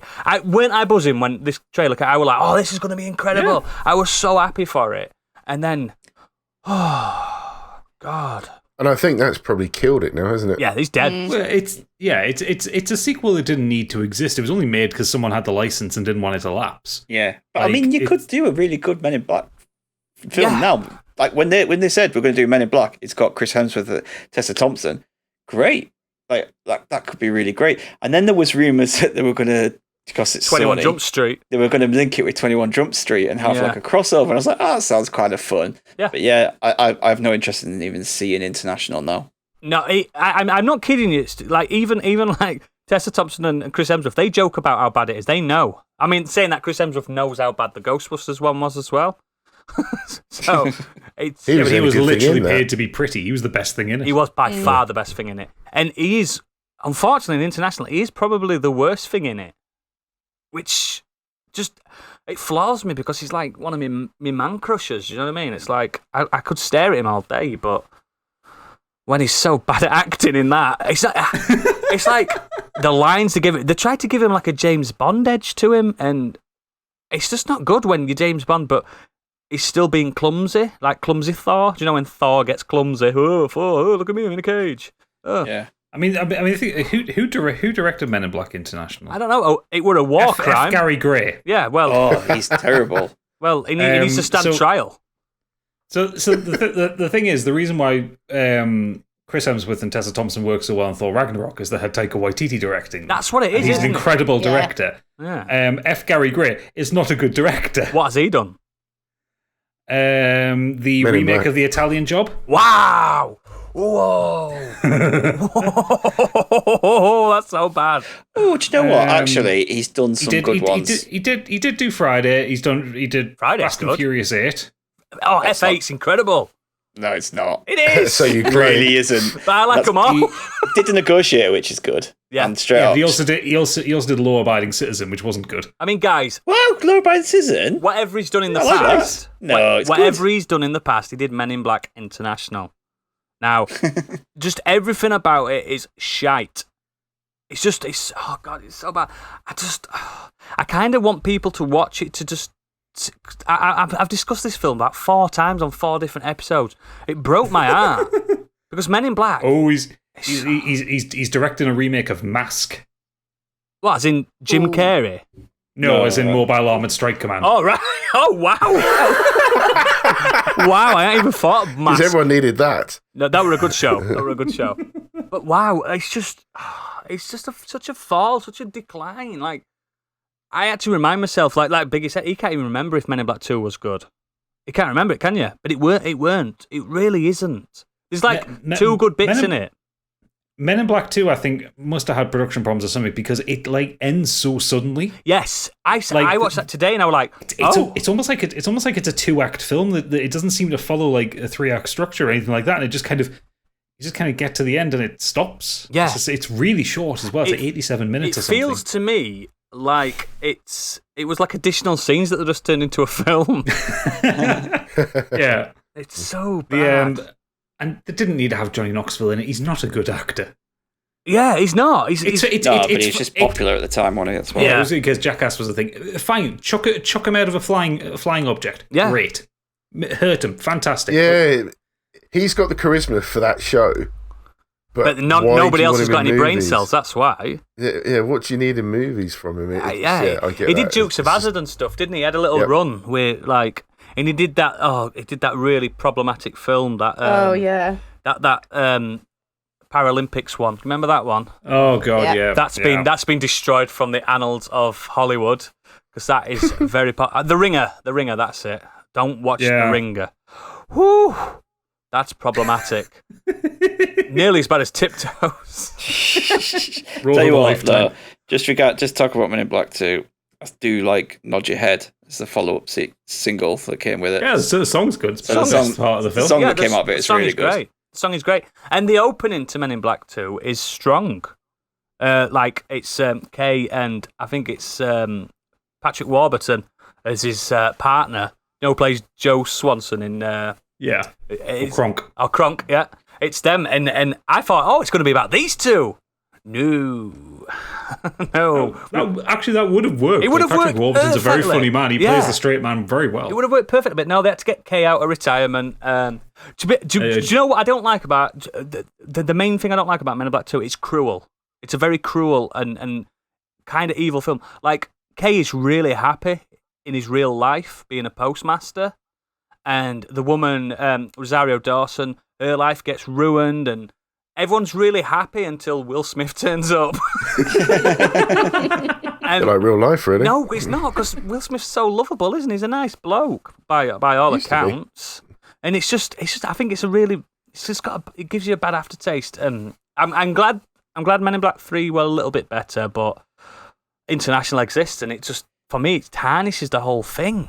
There's only one Men in Black film. Yeah, there is only one Men in Black film. It says how bad it was that the sequel was that bad that I think it took them 10 years before they even looked at doing another one. Yeah. So. It's such a bad... There's so many bad jokes in Men in Black 2. There's Michael Jackson jokes in it and stuff like that, and they aren't aged. Oh, they have not aged. And just the first one is just timeless. If you've never watched Men in Black, watch that and then stop. Same with The Matrix. But yeah, that's my drop in quality. So I think we've only got you left, Gadget. Yeah, so cast your mind back to 1997. You're a nerd. You're a PC gamer. I'm getting ready for Men in Black to come out.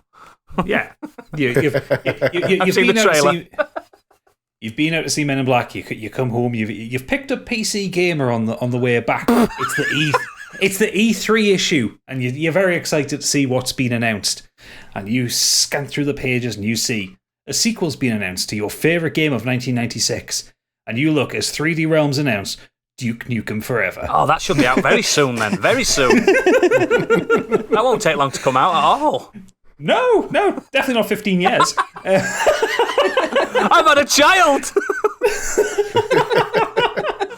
So, Duke Nukem 3D is incredible. Hands down one of the best first-person shooters ever made. It's brilliant. It revolutionized the idea of 3D first-person shooters at a time when, the technology was evolving so rapidly. I mean, 2 years before that, you had Doom, which was, it wasn't 3D, but you were on kind of a vertical plane. Like, Duke Nukem Forever gave you verticality. It kind of almost invented mouse look, and it gave you full 3D environments as opposed to the kind of parallax 2D trickery that I remember Doom was first using. playing Duke Nukem 3D, and it threw me off that I could look up and down. Yeah, I'm like, what the fuck? I didn't know what to do. Yeah, it confused so many playtesters that they actually had mouse look off by default. I was like, what the fuck is in the sky? Yeah. But it was an absolute classic, and it sold by the truckload, generated its own controversy because, it was violent and bloody, and there were tits in it. And, give me a Jack and Coke any day. Yeah, Duke Nukem himself... Misogynist, extreme. Massive misogynist, stole voice lines from established actors because, hail to the king, baby. That's Ash from Evil Dead. And I'm all out of bubblegum. All that kind of stuff. Yeah, exactly. Just ripped off things like people were like trying to sue 3D Realms, but it kept selling. Yeah, it did. So naturally, the publisher were going to go, well, we want another one, and 3D Realms are going, well, we like money, so let's make another one. So they announced in 1997 that Duke Nukem Forever will be the next game, and it took a long time to come out. It took forever to come out. In fact, it was directed by George Broussard, who's become a little bit of a joke in the video games industry because he was the one that came up with the, well, quite famously quoted in 2001 saying, "It'll be ready when it's ready." And it took another 10 years to come out after that. There's been spin-offs in between it, though, hadn't there? Like, there was like Manhattan Project and Land of the Babes. Yeah. Time to Kill. Yeah. So the problem with Duke Nukem is like what a 90s geek thinks a cool guy is. Like he's supposed to be like riffing on like, how Arnold Schwarzenegger was in the 80s. Yeah, John Matrix. He's basically John Matrix with a fucking buzz cut, isn't he? Yeah. The bleach blonde. Well, they take all the quotes are all from like action films, like from stuff like They Live and stuff like that. It's pastiching a lot of things, but it's not doing it with any kind of. It's just doing it with affection for the source material, but with no kind of greater commentary or anything like that. Because they were kids when they made it. They were all in their 20s when they put that game out. Yeah. Duke Nukem Forever went through one of the most horrible and protracted development cycles of any video game ever made, given that it took 15 years to make. It went through 5 or 6 game engines, 3D Realms was downsized, then they hired people, and then the company was bought, and then it was sold, and then it took of all people, the Greasemeister himself, Randy Pitchford, to get this game put out. Randy Pitchford! When Gearbox acquired the rights to Duke Nukem. And like Randy Pitchford himself making a joke of this, going on stage at like developer conferences going, "Look at me, I'm an idiot, I bought Duke Nukem," and stuff like that. The game dropped in 2011, and it was definitely a game made in 1997. Mate, I bought it day one. I was so ready for it. I was so ready for it.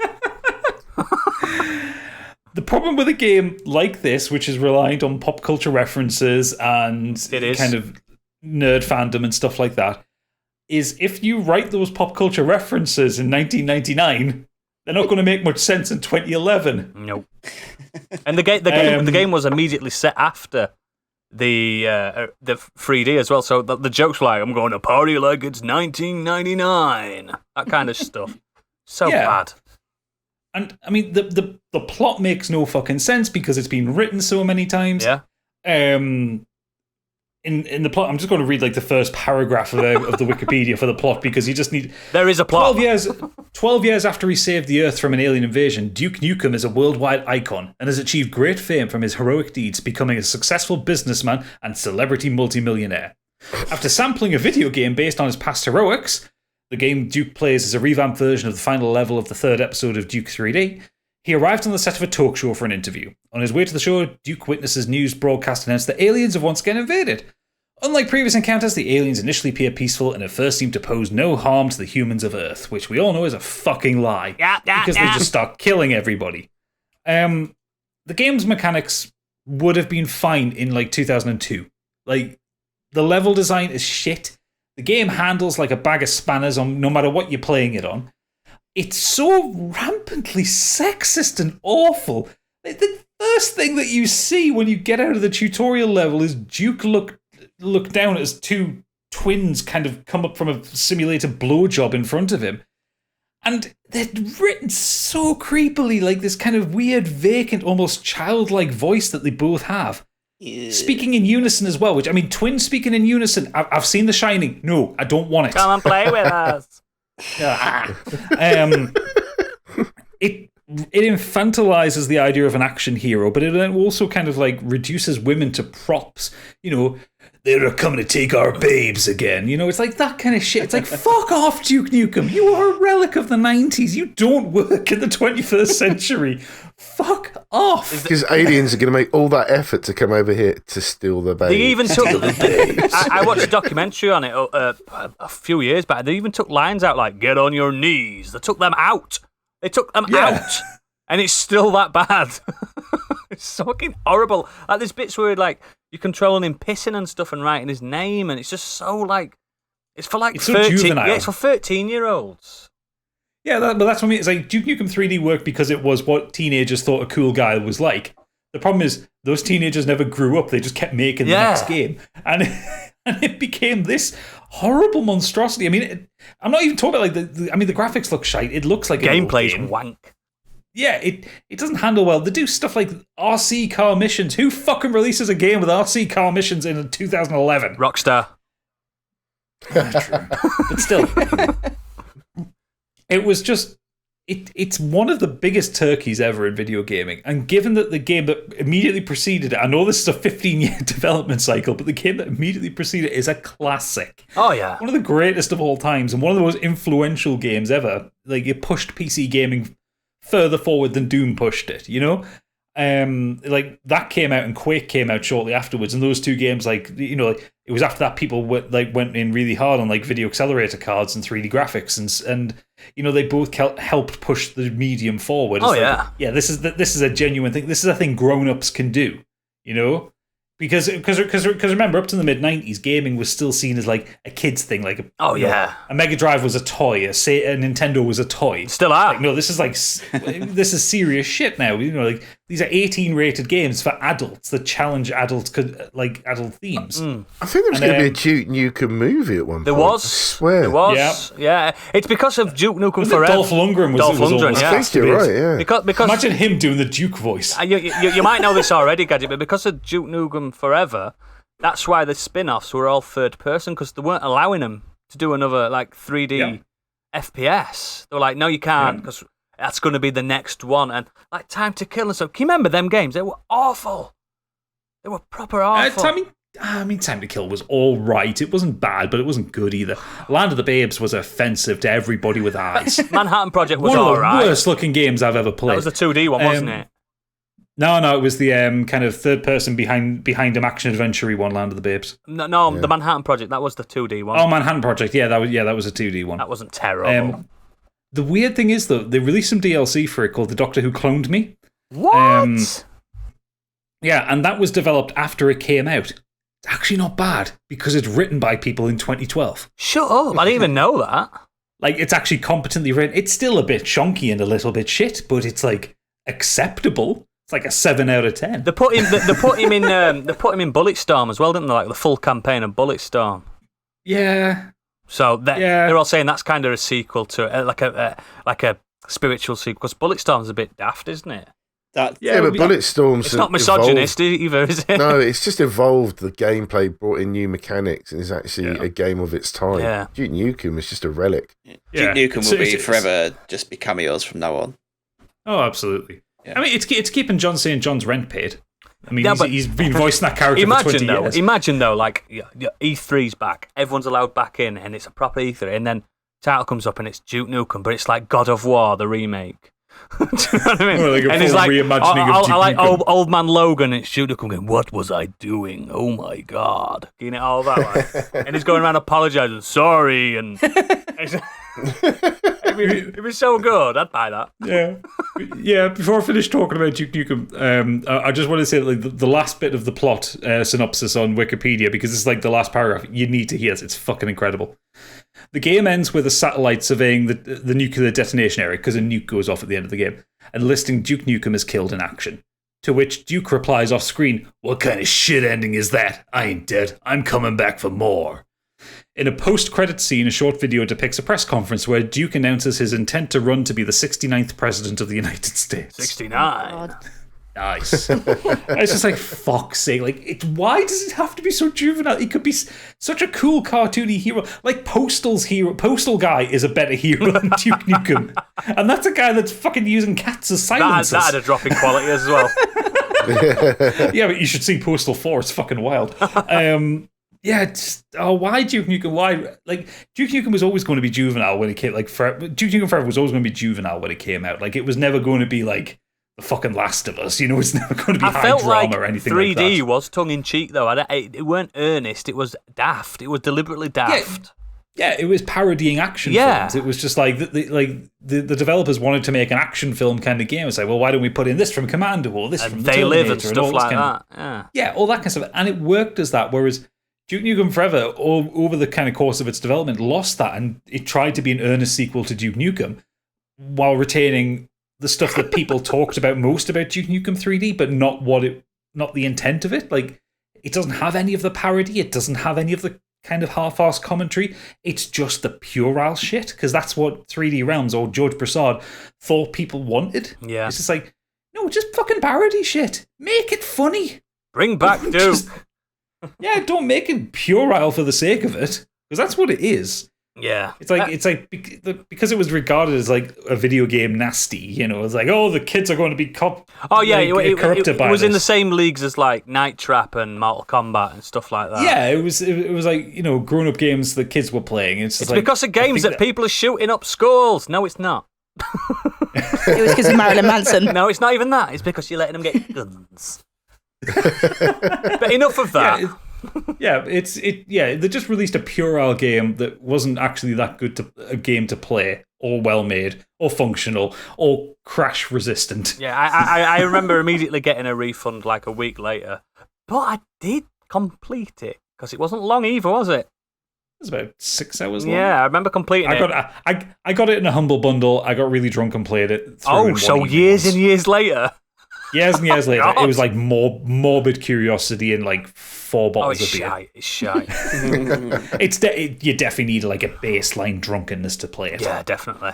Anyway, speaking of puerile shit, I believe, Gadget, you've got a sack full of it right there. Oh, absolutely. Robotic Monkey is going to start us off with Halo. Once Bungie decided they want to move from the good ship Halo, the franchise has never been the same. Halo 4 was a dazzling example of how to take a franchise and demonstrate that cutting and pasting does not make for a good sequel. It was hot garbage. A story that is, your AI has gone space crazy and now it's time for you to go and push a space gorilla into a giant swirling hole in the ground. I didn't even play Halo 5. There was a slick ad campaign where the Master Chief was the baddie. Turned out that was a bait and switch. I've only played Halo 1, 2, and 3, and I like them a lot. Yep, same. Yeah, Reach is also excellent. Yeah, I might try Reach, and yeah, I've heard Reach is really good. But yeah, I remember like people saying, don't bother with 4, don't bother with 5.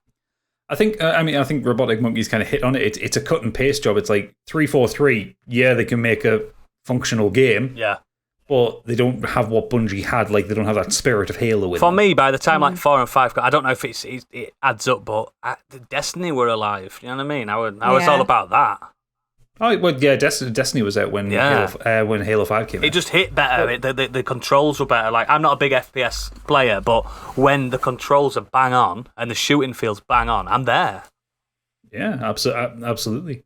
And speaking of which, Halo Infinite had a fucking bad drop in quality. Well, we're yet to find out. I will not have a word said against Craig. Craig, yeah. Friend of the show, Craig. We'll get him on one day.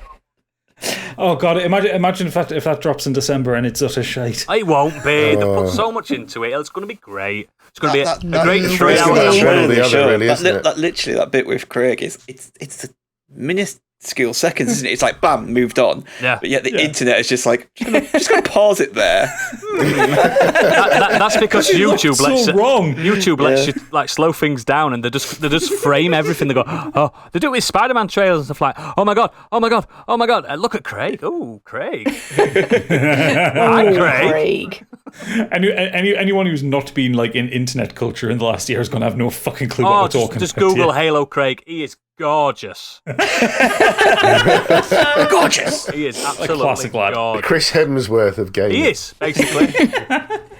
But just to go back to Halo, I think actually it dropped off for me after the first one. Wow. I thought the first one was fun and there was a little bit of humour and that kind of Halo 2 disappeared is my after the first. favourite. Didn't do it for me. First one, great. Have you Second, not so played much. the Master Chief Collection yet? No. If you do, check out Halo 1 and you can flick between the original can you? and the updated graphics. It's Oh, really that's- impressive. I don't think I've got the storage space to have the Master Chief Collection on my Xbox. It's probably about It shows you how 400 much It's effort's 100 gone gigabytes. into the remaster. 122 gig. Nope. It's not happening. Sat on my PC and I've just like never played it. Just like I've just downloaded it because one day I might. Halo 1, 2, and 3 are classics. I fucking adore Yeah. them.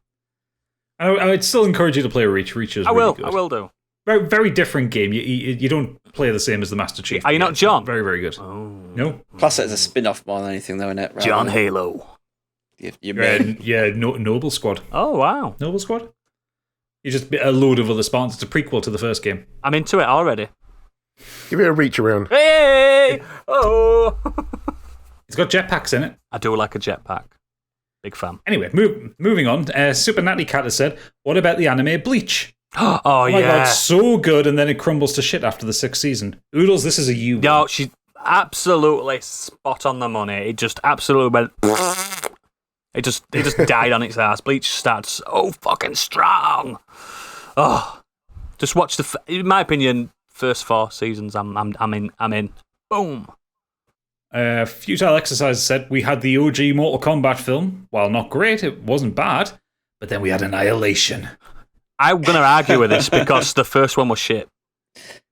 No, Annihilation is significantly worse than the first one. Yeah. The drop-off is really bad. The drop-off's steep. It's very steep. Like, where they cut his hair, James Remaz's hair, and they don't explain it. It's like, nice haircut. It's like, I know. But isn't that like even makes it even worse that the first one isn't actually that good, but the second one is so bad. Like that is a legendarily bad. Yeah, that is a drop off and a half. If you go from an okay film to that, they have like 15 minutes and they're in them spheres under the ground, aren't they? Doing that. It's so fucking weird. And that new Mortal Kombat, I kind of enjoyed that. Yeah. What was the did try to do like a CGI? Was it Lizard or Smook in Annihilation? And it just looked atrocious. I think Lizard was in the first one as well. The animalities at the end. Oh, and he's the dragon. The dragon versus Shao Kahn's like dragon or whatever it turns into. Was created in 6 days, so too shall it be destroyed. Fucking shite. John Cheatham said, what about The Mummy? The 1999 original is a classic adventure film, endlessly enjoyable and quotable. The first sequel is a plodding retread with a dodgy CGI Dwayne Johnson, and the third film is a complete load of old arse. I've only seen Mummy 1. It's fine. That's all you need. You're lucky. I'm really lucky with these things, mate. I usually I just stop. I don't know what it is, I just stop. I'm like, I enjoyed that, I'm done. How is the Scorpion King so bad? Like, it's still going, isn't it? Even the first film has better CGI. Scorpion King spin-offs. Yeah, he has better CGI in the first film than what they used for that sequel. I think they said it was rushed, wasn't it? They had to rush to meet the deadline because it was just so bad that I thought that was the third one though. The Scorpion I have no King. idea. Scorpion King's the second one. They did one in Curse China, didn't they? CGI is Chinese one. Shocking. Like, they did a mummy that wasn't actually in Egypt, didn't they? Yeah. Wow. John Shepard has said Heroes is arguably the most egregious offender. Season 2 was a ball. We've had it. We've had this out. We discussed that in detail last week. Dominic Skelton said, for a recent one, maybe Riverdale. That first season was a real, this shouldn't work, but it fucking does. But the plot started getting really pretty damn silly in season 2. I want to talk about Riverdale for a split second. So, my significant other watches Riverdale religiously, and I was watching an episode with her today, and apparently, so Riverdale's based on Archie comics, which is a Marvel property. So Archie's met Spider-Man before, and it's true, and Wolverine, and now in Riverdale, I don't know how current it is. Archie was in World War II or World War I in the trenches, apparently, in between seasons. Even though Riverdale's set in the modern era, apparently there's like another World War. I don't know what it was. He was in the trenches, like proper with like a proper old-fashioned bayonet gun, saying how bad it was and how he's got PTSD from being in World War I. It's like, what the fuck's happened? I'm not even kidding. I don't even know when I saw it, I thought Riverdale was just a drama show. Archie's about Archie wanting to either go out with Betty or Veronica. That's how the comics always worked. It was a comedy comic, and then Marvel decided to put it into the Marvel universe. Whoa. And it got deep. Sorry, I'm just reading about that Archie goes in the army because I'm curious on this now. He's in the trenches. It's like the like the Battle of the Rhine or something. I mean, one of the paragraphs in this article says, seriously, has this been 1968 the whole time? Is there a secret war in modern day Riverdale verse that we haven't even heard about before now? That's what I mean. They're using like Agent Orange and stuff from Vietnam, but they're in like trenches. Like, what the fuck's going off in Riverdale? And that's in the Sabrina universe as well. It is. So we don't want to talk about the chilling adventures of Sabrina because that'll get me ranting for a while. Yeah, I don't even know if Archie. I think Archie might have even started off as DC as well. I know there's some like weird fucking like is a proper little time skipper. Is Archie? He's probably the most powerful comic character in the world. Archie, renderer of worlds. Yeah, the world destroyer, the world eater. If Kurt's listening, he appears in Infinity War. No, he doesn't. Bjorg Prushmeyer says Downton Abbey Season 4 was a major drop from 3. Also, Dexter Season 5 after The Incredible Season 4. Agreed. So much agreed. Yeah. Dexter. You've talked about Dexter a lot, you guys. I still haven't watched it. Oh. The new one's coming out soon. 1 to 4. Right, That's all yeah. you need. No idea how that's going to work out. Very low hopes for that. Last up, Angry Kurt Best Boy says, Hi, ME crew. I can think of many suggestions, which I'm going to reel off here. The most obvious example is Indiana Jones and the Kingdom of the Crystal Skull, Yep. but that has been spoken about before and obvious to everyone. Second, I will go with the Bourne Legacy. The first 3 Bourne films were great action espionage films, but this 4th entry with Jeremy Renner was utterly forgettable. The Bourne films have great scenes in them, such as the sniper in the Waterloo Station sequence, but the only thing I can remember about Legacy is that Matt Damon wasn't in it. I liked it, but agree, it's got nothing on the Bourne. I did actually enjoy that It movie. had very little to do with the Bourne franchise in general. I've got an wasn't it? It was announcement just- to make. You've never seen a Jason Bourne film. I've never seen a Jason Bourne film. Wow. You'd enjoy them. They're so good. You should watch them for Patreon once we finish with Too Faff, Too Curious. What, Oodles Bourne? Oodles Supremacy? Yeah. Yeah, but it's not as fun listening to someone going, this is really This good. is really good. This is really good.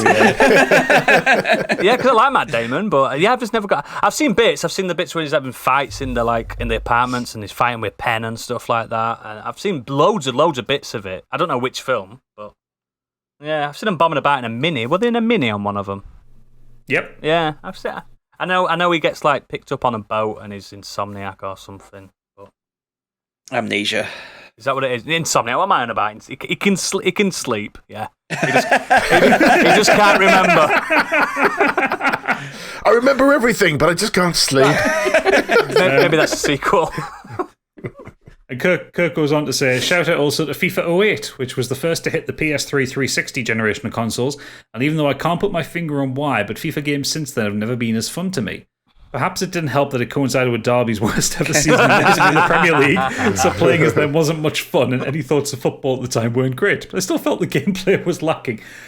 Explain that one. Did Derby have that bad a season? Yeah. Yeah, got the worst record ever, like for a relegated team. Yep. 14 points. Oh, is it 11? FIFA got bad when I had to when Leeds weren't in Premiership anymore, and I had to go to a different division. That's when it got bad.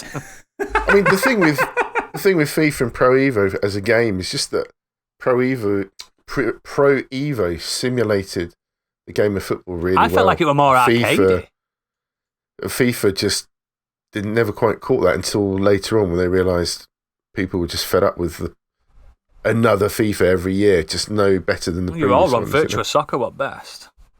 Pro Evo was like absolutely smashing it in the mid-noughties, like and then for some reason FIFA managed to turn it around, but now it's just the same game like every year. I mean, are FIFA's considered good now? Not really. The community just complains about them every year. Like I bought FIFA 21 on Switch, and it were like.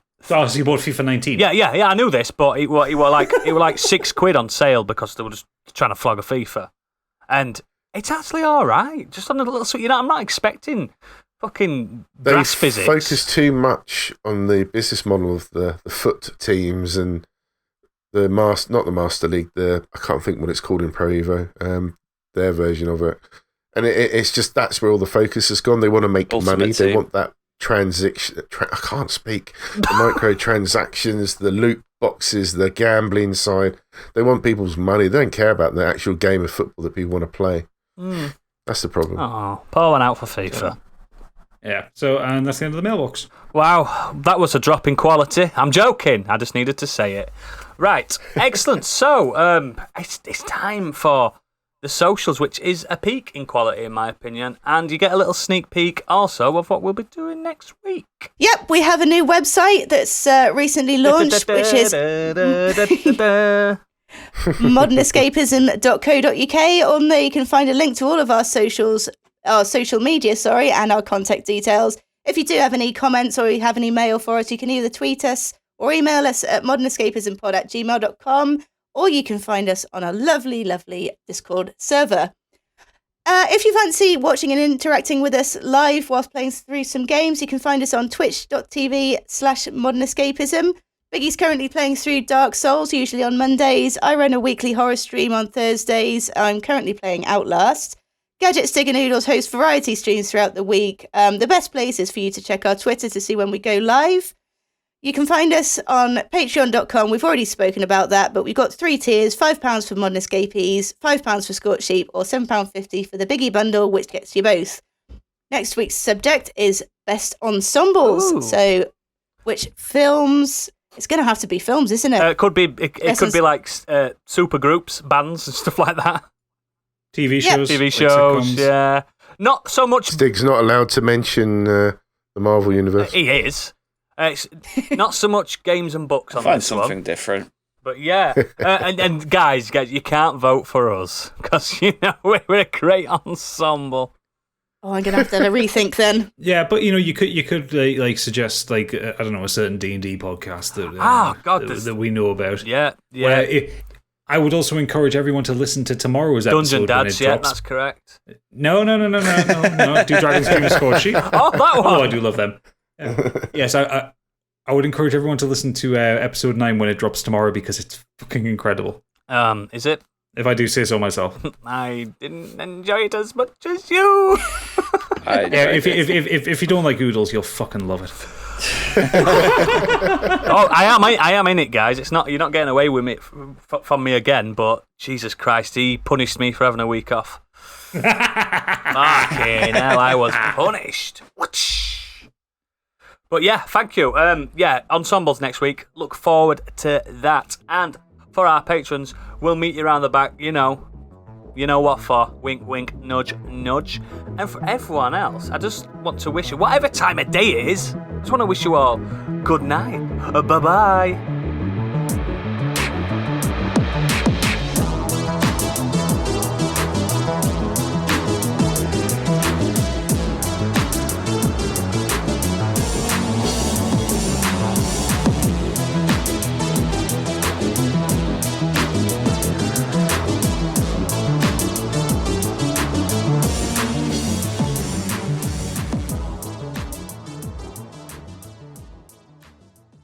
Sorry. Not where I watched it, though. I will read in my notes a second. You can skip this. You can cut this bit out. 1 second. Just made a glaring error on my notes. He's talking about the wrong thing. Shit, that's next week's. No. No.